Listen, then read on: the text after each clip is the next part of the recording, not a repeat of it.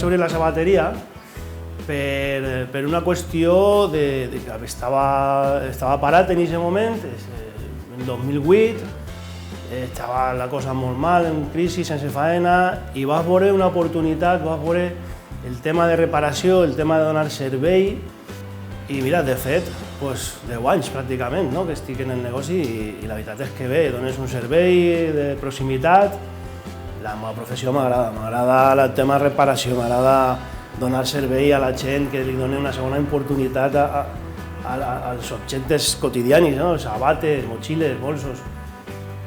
M'agrada, i el tracte amb la gent personalment, estàs tratant amb la gent i veu una que ja coneixes, veig gent que ja coneixes, que és del poble, li preguntes com estàs.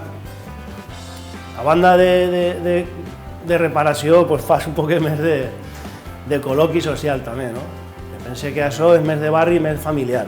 Jo espero que la nova normalitat siga millor que l'antiga normalitat. Jo penso que això, relacionat amb el comerç local, n'hi ha que fomentar-lo. N'hi ha que fomentar el comerç local, que la gent faci més vida a nivell local i grans superfícies, si no queda més remei, també, però més que res el comerç local.